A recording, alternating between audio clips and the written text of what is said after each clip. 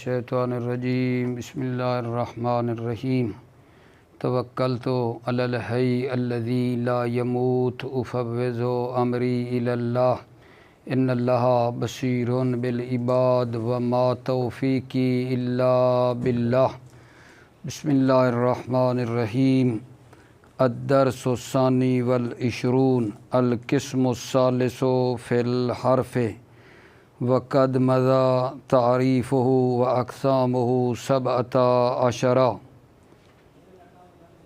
بحث ہماری خدا کے لطف اور کرم کے ساتھ میرے عزیزو آج حرف کے بارے میں ہے۔ اصل بحثیں تین تھیں، آپ جانتے ہیں۔ ہدایہ میں ایک اسم کے بارے میں تھی، دوسری فعل کے بارے میں اور تیسری حرف کے بارے میں۔ خدا کے لطف اور کرم سے اسم کی بحث ختم ہوئی، پھر فعل کی، آج جو ہے حرف کی بحث شروع ہو رہی ہے۔ پہلے یہ دیکھتے ہیں کہ حرف کی تعریف کیا ہے۔ فرماتے ہیں حرف کی تعریف گزری ہے، تو شروع والے درسوں میں یہ تھی کہ حرف وہ کلمہ ہوتا ہے جو مستقل معنی کے اوپر دلالت نہیں کرتا جب تک کسی غیر کے ساتھ نہ ملے، اپنے معنی کو نہیں دیتا ہے۔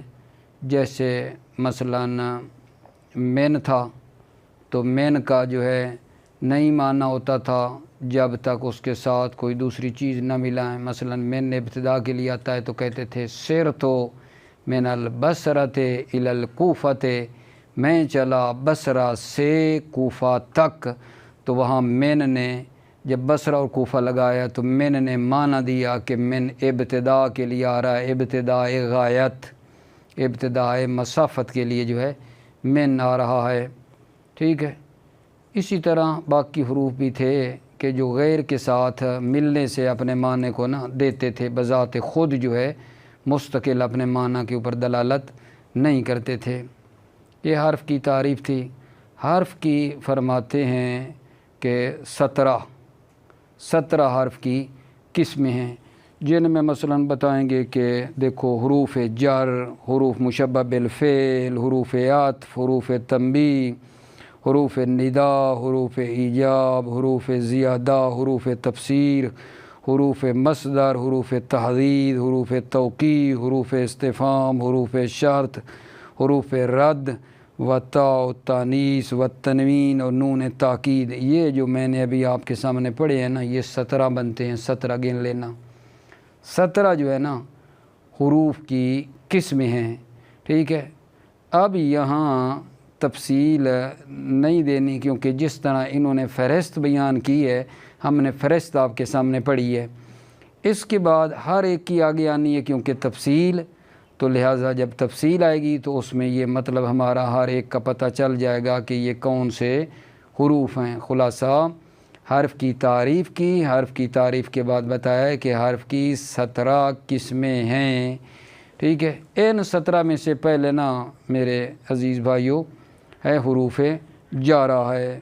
حروف جر، حروف جر کسے کہتے ہیں؟ حروف جر جو ہیں ان کو وضع کیا گیا ہے کہ یہ فعل، شبہ فعل یا معنی فعل کو کیا کرتے ہیں؟ معنی فعل کو مطلب ہے ملاتے ہیں کس کے ساتھ؟ الی ما یلی ہے، وہ اس کے ساتھ ملاتے ہیں جو حرف جر کے ساتھ جو ہے نا ملا ہوا ہے، یعنی وہ چیز جو حرف جر کے ساتھ ملی ہوئی ہے نا، یہ حروف کیا کرتے ہیں؟ فعل، شبہ فعل اور معنی فعل کو کھینچ کر ملاتے ہیں کس کے ساتھ؟ وہ چیز جو حرف جر کے ساتھ ملی ہوئی ہے اس کے ساتھ یہ حروف فعل، شبہ فعل اور معنی فعل کو ملاتے ہیں۔ ٹھیک ہے، مثلاً آپ کہیں گے جی کیسے؟ مثلاً مررت بزیدن، مررت بزیدن، با حرف جر نے کیا کام کیا ہے؟ مررت جو مرور ہے یعنی فعل کا معنی، اس کو با نے کھینچ کے زید کے ساتھ ملایا ہے۔ مرر تو بے زیدن یعنی میں زید کے پاس سے گزرا، تو یہ با کا کردار ہے، با حرف جر کا یہ کام ہے کہ اس نے مرر تو والا جو فعل ہے اس کے معنی کو لا کر با کے ساتھ جو ملا ہوا ہے زید اس کے ساتھ ملایا ہے۔ اسی طرح شبہ فعل کے معنی کو حرف جر اپنے مجرور کے ساتھ ملاتے ہیں، جیسے جناب مثلاً انا مارٌ بزیدن، مارٌ اس میں فاعل ہے، شبہ فعل ہے، اس کے معنی کو با حرف جر نے زید کے ساتھ ملایا ہے۔ انا مارٌ بزیدن، میں زید کے پاس سے گزرنے والا ہوں، مارٌ کا معنی کو با نے زید کے ساتھ ملایا ہے۔ یا معنی فعل کو، معنی فعل مثلاً فعل تو نہیں ہے لیکن معنی فعل کو کیا کرتے ہیں آقا جان؟ حرف جر اپنے ما بعد یعنی مجرور کے ساتھ کیا کرتے ہیں؟ ملاتے ہیں۔ ھذا فی الدار ابوکا، ھذا اس میں اس میں معنی ہے، ھذا کے اندر معنی ہے اشیرو، اس معنی کو یہ حرف جر جو فی ہے یہ ملا رہا ہے دار کے ساتھ، ٹھیک ہے۔ خلاصہ حروف جارہ وہ ہیں جو فعل یا شبہ فعل یا معنی فعل کو کیا کرتے ہیں آقا جان؟ اپنے ما بعد یعنی جو ان کا مجرور ہے اس کے ساتھ کیا کرتے ہیں؟ ملاتے ہیں، حرف جر یہ کرتے ہیں۔ اور حروف جارہ جو ہیں وہ 19 ہیں، یہاں 19 بیان ہو رہے ہیں، جن میں پہلا من ہے۔ عوامل میں مجھے بڑی امید ہے کہ آپ نے اچھے طریقے سے ان باتوں کو حل کیا ہوگا کہ وہاں بڑی تفصیل کے ساتھ بیان ہوا، اتنا یہاں بھی نہیں ہے جتنا عوامل میں ایک ایک کے معنی کھول کے بیان کیے ہیں۔ تو جو من ہے، من کس کے لیے آتا ہے؟ وہاں بھی آپ نے پڑھا کہ من ابتدائے غایت کے لیے آتا ہے، ابتدائے مسافت کے لیے آتا ہے، اور من ابتدا کی یہ نشانی ہے کہ اس کے مقابلے میں الائے انتہائیہ، الا جو انتہائے غایت کے لیے آتا ہے اس کے مقابلے میں رکھنا صحیح ہو، یعنی من کے مقابلے میں الا آ سکے۔ یہ من جو ہوتا ہے ابتدائے غایت کے لیے آتا ہے، جیسے مثلاً سرتو من البصرۃ الی الکوفۃ، میں چلا بصرہ سے کوفہ تک، تو من ابتدائے غایت کے لیے ہے، اس کے مقابلے میں الا انتہائے غایت کے لیے آیا ہے۔ ایک معنی جو من کا ہے وہ ہے تبیین، تبیین کا معنی ہوتا ہے بیان کرنا، من جو ہے وہ تبیین کرنے کے لیے آتا ہے، بیان کرنے کے لیے آتا ہے، اور اس کی نشانی یہ ہے کہ یہ من تبیینیہ ہے۔ فرماتے ہیں اس من کو ہٹا کر الذی کو اس کی جگہ پر رکھنا صحیح ہے۔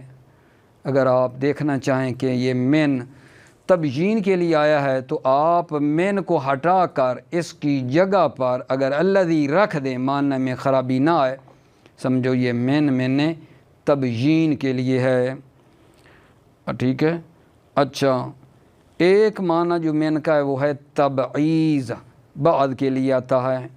اس کی علامت یہ ہے کہ من کو ہٹا کر اس کی جگہ پر بعض کو رکھ دیں تو بھی ٹھیک ہو۔ اخذتو من الدراہم یعنی من تبعیضیہ ہے، اخذتو بعض الدراہم، بعد بھی رکھ سکتے ہیں اس جگہ پہ، من تبعیضیہ کی یہ نشانی ہے۔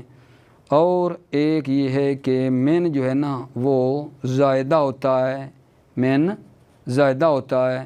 من زائدہ کی نشانی یہ ہے کہ معنی اس کے منتفی ہونے سے معنی مختل نہیں ہوتا ہے، اس کے منتفی یعنی من کو اگر ہم ہٹا دیتے ہیں تو معنی میں خرابی نہیں آتی، یہ ہے من زائدہ کی نشانی ہے کہ ہٹا بھی دیں تو معنی پر فرق نہیں پڑتا ہے۔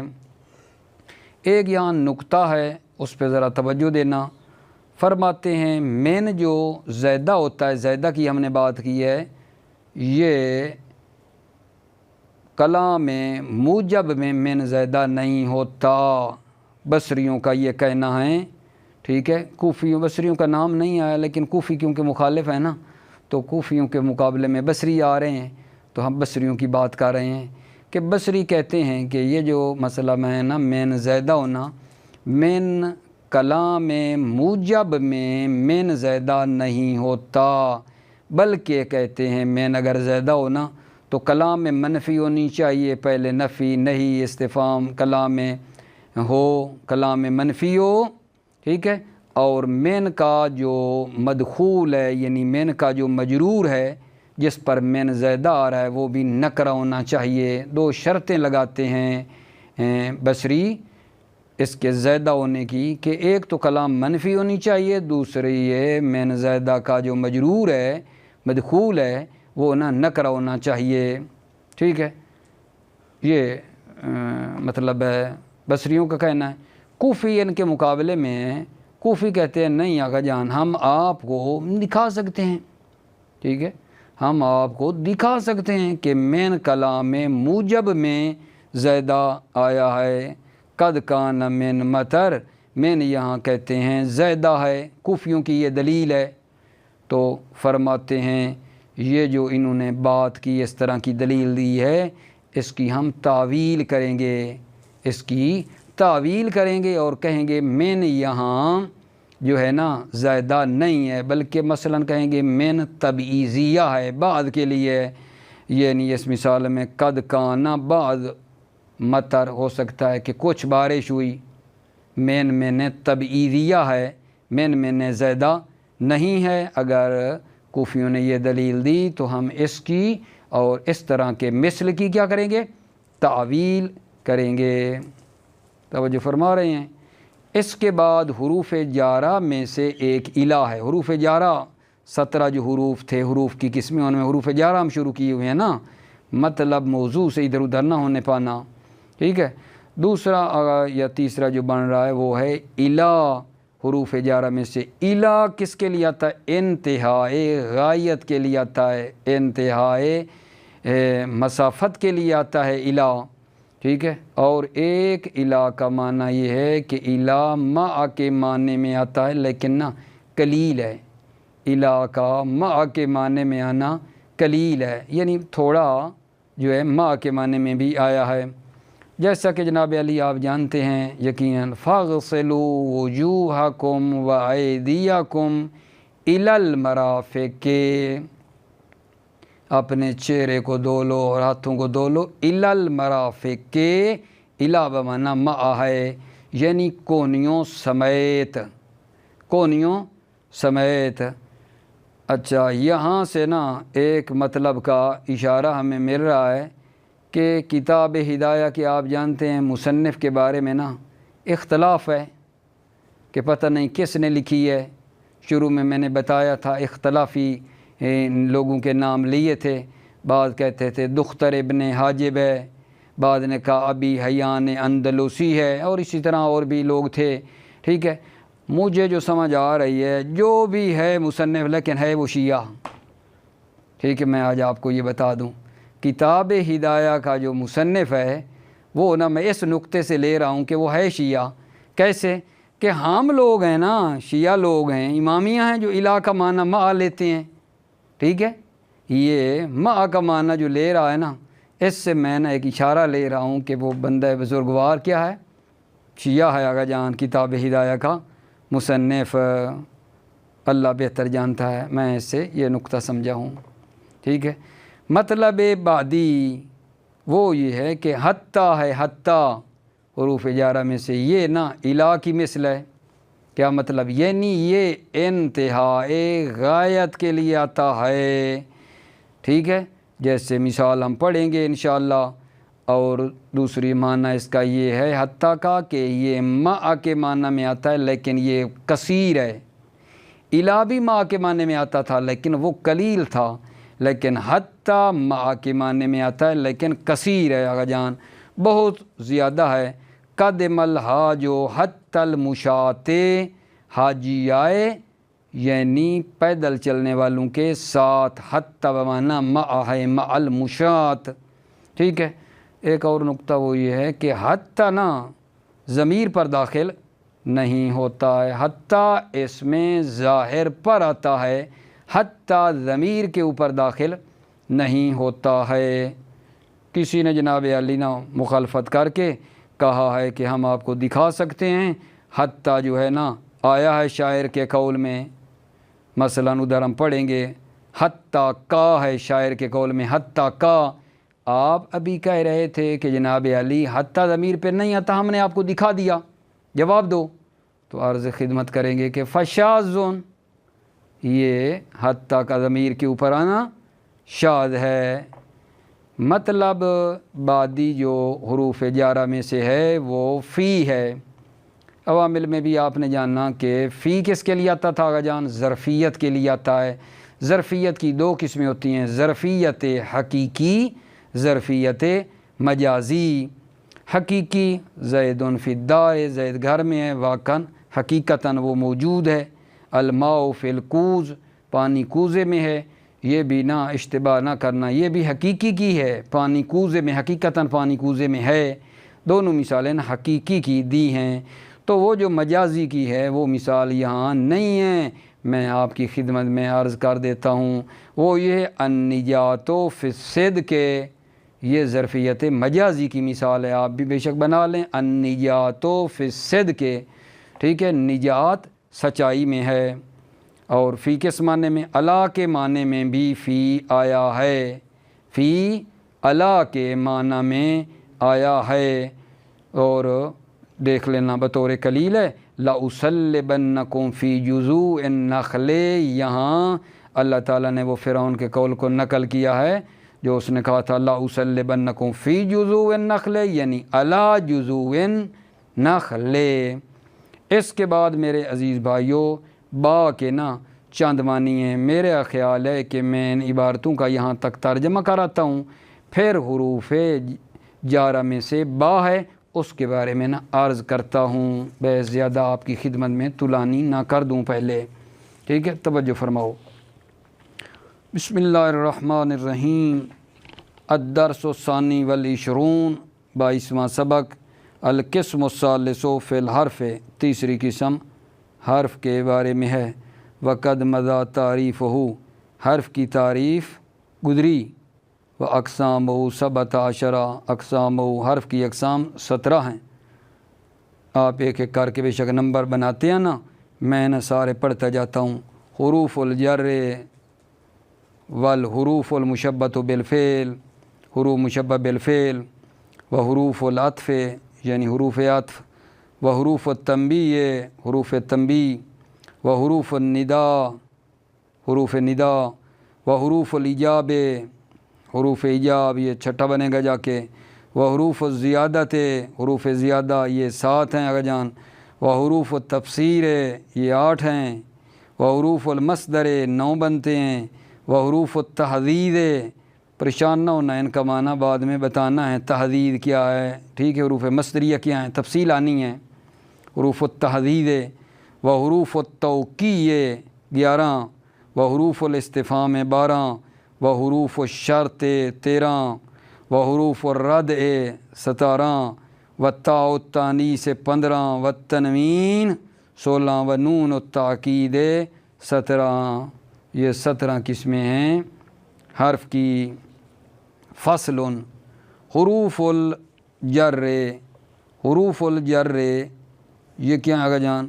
وضعت لافضاء فعل او شبہہ او معنی فعل الی ما یلیہ۔ حروف الجر، حروف جر وہ ہیں جن کو وضع کیا گیا ہے تاکہ فعل یا شبہ فعل یعنی اسم فاعل، اسم مفعول، صفت مشبہ کو، او معنی الفعل یا معنی فعل کو ملانے کے لیے وضع کیے گئے ہیں۔ کس کے ساتھ؟ الا ما، اس چیز کے ساتھ، ما یلی ہے جو حرف جر کے پہلو میں ہے، جو حرف جر کے ساتھ ہے اس کے ساتھ ملانے کے لیے وضع کیے گئے ہیں۔ حروف الجر کیا ہیں؟ حروف جر وہ ہیں جو وضع کیے گئے ہیں فعل، شبہ فعل، معنی فعل کو اس چیز کے ساتھ ملانے کے لیے، یلی ہے جو حرف جر کے ساتھ ہے۔ نحو مررت بزید، مررت بزیدن، میں زید کے پاس سے گزرا، میں زید کے پاس سے گزرا کا کیا مطلب ہے؟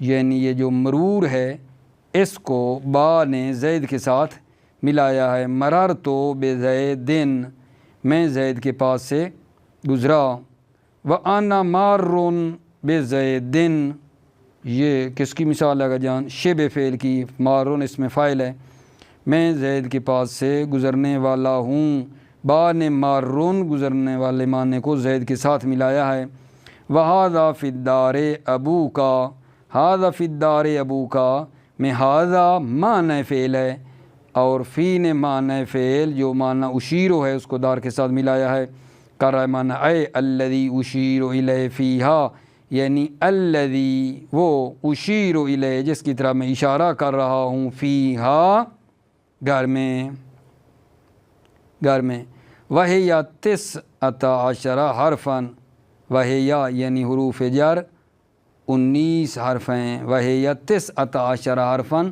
یعنی حروف جر کتنے ہیں؟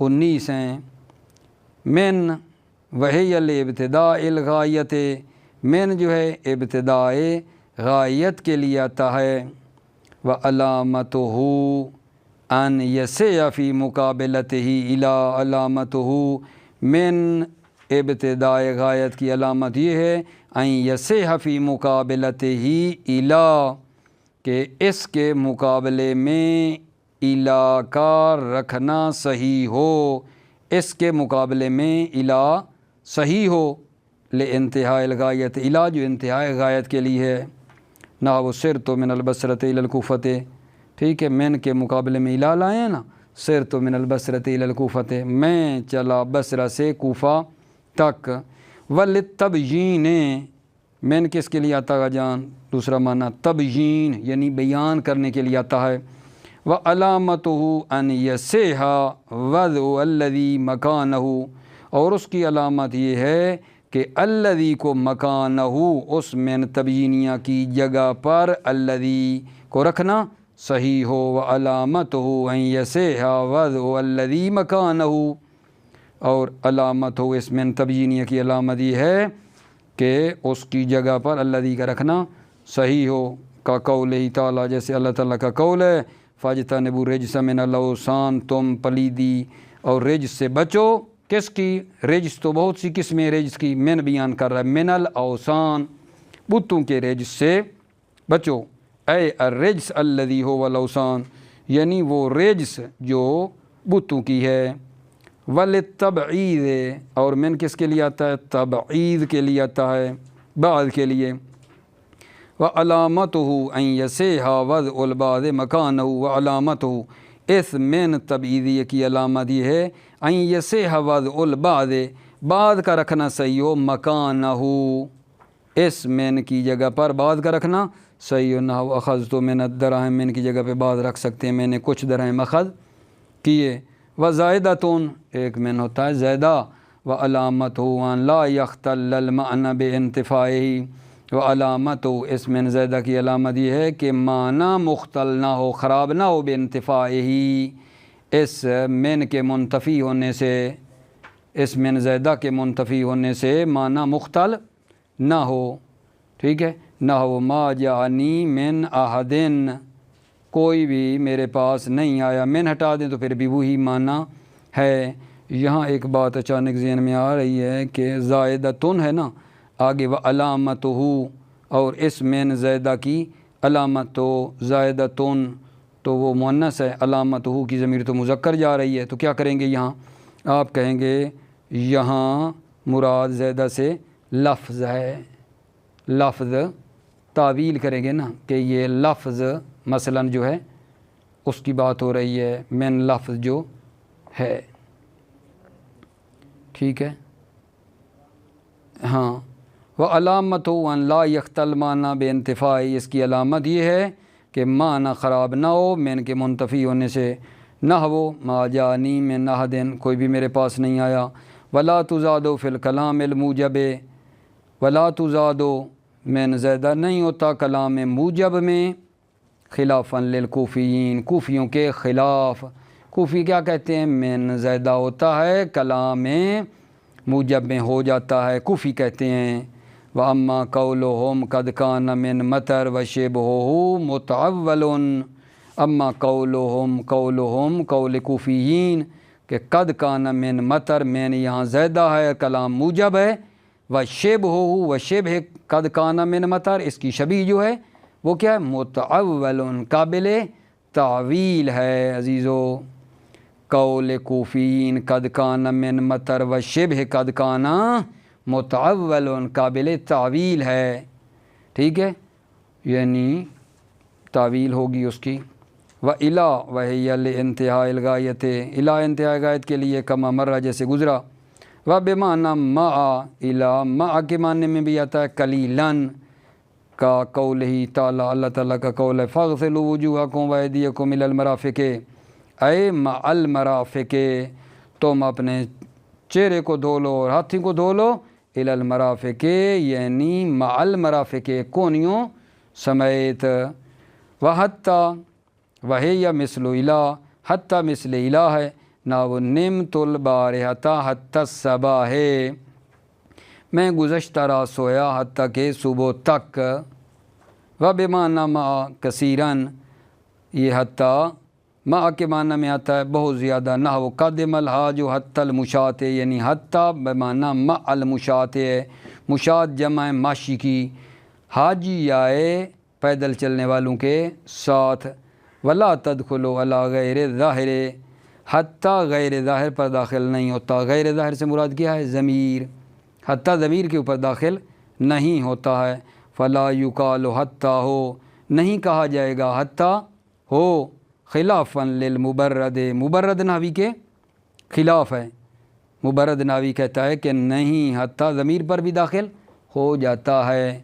وَأَمَّا قَوْلُ الشَّاعِرِ، اما شاعر کا قول جو ہے، فلا واللہ لا یبقى اناس فتن حتى ابن ابی زیاد فیاض فشاذ، شاعر کے قول کا کیا جواب دیں گے آقا جان؟ ادھر داخل ہوا ہے، حتیٰ کا ہے، ٹھیک ہے نا، تو اس کا جواب ہے اما قول الشاعر میں جو یہ حتیٰ کا ہے، فشاذ، یہ شاذ ہے، جواب ہمارا شاذ ہے۔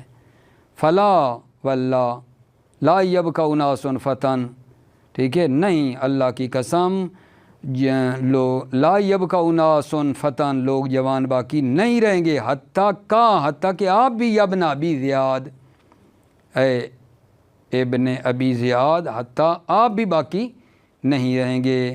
کہ مثلا بندہ جو ہے جوانی کے اوپر ناز کرے کہ اللہ نے مجھے جوانی دی ہے، غرور گھمنڈ تکبر میں چلے، نہیں، کسی نے باقی رہنا نہیں ہے، جوانی باقی نہیں رہنے والی، جوانی بھی چلی جائے گی۔ وفی للظرفیت، فی ظرفیت کے لیے آتا ہے، نحو زید فی الدار، زید گھر میں ہے، زید گھر میں ہے، تو یہاں فی کس کے لیے آگا جان؟ ظرفیت حقیقی کے لیے ہے۔ والماء فی الکوز، پانی کوزہ میں ہے، یہ بھی ظرفیت حقیقی ہے۔ اور ظرفیت مجازی، النجات فی الصدق، نجات صدق میں ہے، نجات کامیابی سچائی میں ہے، یہ ظرفیت مجازی کی مثال ہے۔ وبمعنی علی کے معنی میں بھی فی آتی ہے، قلیلاً بطور قلیل، کا قول ہی تعالیٰ، اللہ تعالیٰ کا قول ہے، ولا اصلبنکم فی جذوع النخل، فی بمعنی علی ہے کہ میں تم کو ضرور کھجور کی شاخوں پر لٹکا دوں گا۔ اس کے ساتھ ہے ہماری آقا جان با حروف جارہ پڑھ رہے ہیں، ان میں سے با ہے۔ با کا ایک معنی بہت ہی مشہور و معروف عوامل والا الصاق کے لیے آتی ہے۔ الصاق کا مطلب ہوتا ہے ملانا، ایک چیز کو دوسری چیز کے ساتھ ملانا الصاق، ٹھیک ہے، تو یہ الصاق حقیقی ہوتی ہے، یہ الصاق مجازی ہوتی ہے۔ اگر ایک چیز اتصال الشیء بالشیء تھا نا، عوامل میں ایک چیز کا دوسری چیز کے ساتھ ملا ہوا ہونا، یا حقیقی یا مجازی، دونوں کی مثالیں دی ہیں، حقیقی کی بہی داؤن اور مجازی کی مررتو بزیدن۔ لیکن میں آپ کی خدمت میں یہ با کی جو بحث ہے اور آگے لام کی بھی ہے، میں نہ یہ آپ کی خدمت میں اگلے جلسے میں ہم اس کو میرے خیال میں عزیزو رکھ لیتے ہیں۔ اللہ آپ کی حفاظت فرمائے، ہمیشہ کامیابیاں نصیب ہوں۔ السلام علیکم ورحمۃ اللہ وبرکاتہ۔